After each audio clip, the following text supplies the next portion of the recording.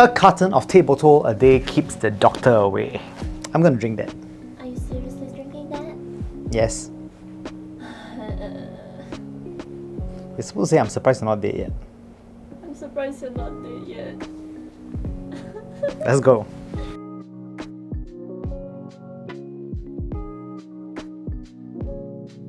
So today we're going to talk about the top high-end IEMs, in my opinion. Of course, your opinion might vary, that I've come across, and I would like to just share them with you.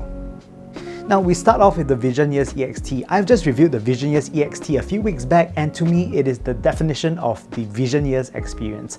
Housed in its chassis are 6 drivers, utilizing a 9.2mm dynamic driver for versatile thumpy bass. Bass here is fast with good weight as well.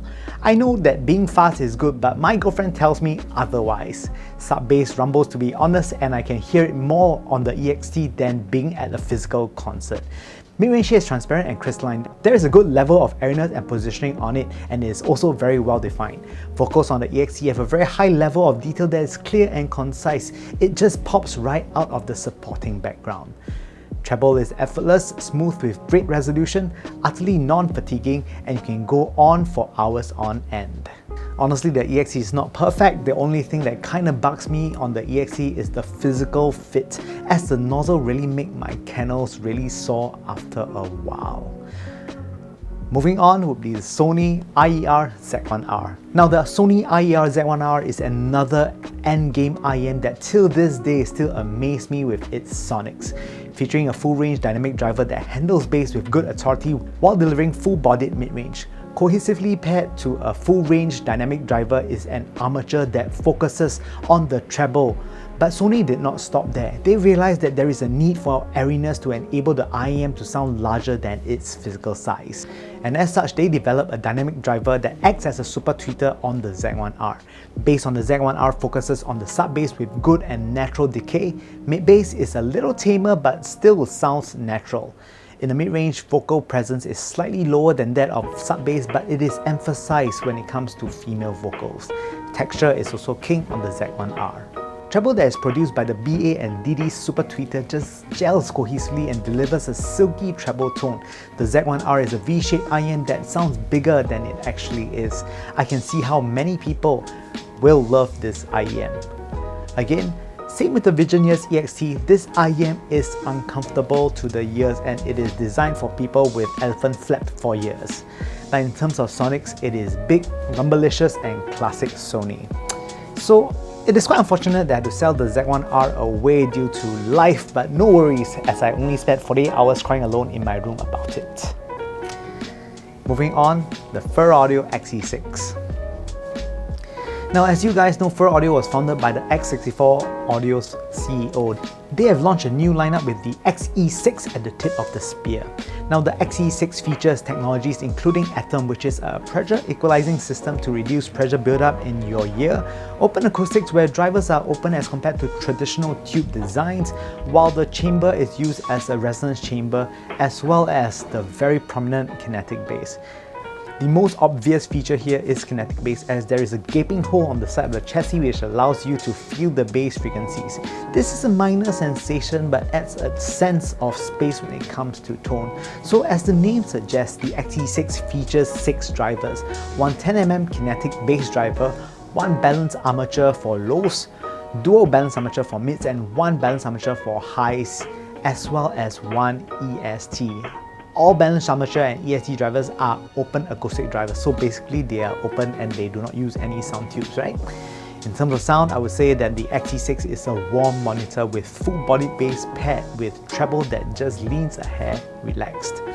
Bass on the XE6 is impactful, but this time round, I do not only mean sonically. You can actually feel the impact. You can actually feel it in your ears. It has good impact, texture and feel, especially when you are pounding out bass-heavy tracks. It goes deep with authority as well. Mid-range here has a thick character to them. It is creamy, lush and thick.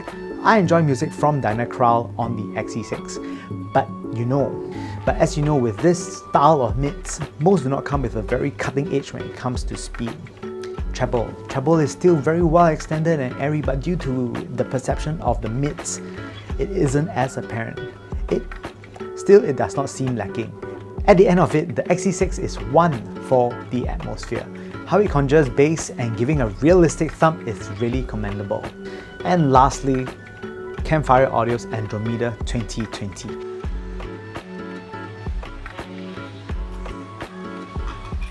Now I know that the Andromeda isn't the most current earphone on the list, but it is still a good earphone nonetheless. You do not need the absolute newest, as I'm also a very firm believer that old earphones can be great earphones as well. Now the Andromeda 2020 features a 5-driver setup paired with a calculated acoustic chamber in the familiar emerald green chassis. I must say that the Andromeda has a sound signature that is striking when you first listen to them. It grabs attention like no other and hence its popularity. Of course, there are a few versions of the Andromeda out there, but I'll cover the 2020 edition here with some comments on the original. The original Andromeda was striking as it features prominent bass that is paired with sizzling highs with slightly recessed lower mids, with mids coming back in play when it comes to the upper mids. This creates a very grand perception of space and immersion. It did provide much of the initial wow factor, with people realizing its shortcomings slightly later on. The Andromeda 2020, on the other hand, features still the same old delicious low end paired with highs that emphasize a little more on the lower treble. Mid-range here is also a little bit more linear than the one filled with dips in the original. Technically, I think they perform very well, especially in the price. Maybe not quite endgame, but if you have no intention to own endgame gear, this is a really affordable option, especially in the second-hand market. And with that, those are my selection for the top 4 endgame IEMs right now, this time in, what's today's date? 11th of October 2020. Thank you guys for watching. Oh, just one more thing. I will be heading to Manila for the November Hi-Fi show just next month. So if you are going there, gonna hang out with the FAC guys. I can't really pronounce the word here because, you know, YouTube is censored at all. Please stop by to say hi and I'll be very happy to meet you guys. I hope to see you guys soon, and if you like the content so far, please press the like and subscribe button just right here down below. Every like is awesome and every subscribe is 10 times even more awesome. Thanks very much. I'll see you soon. My bottle! Bye guys. I'm gonna drink it. Go away.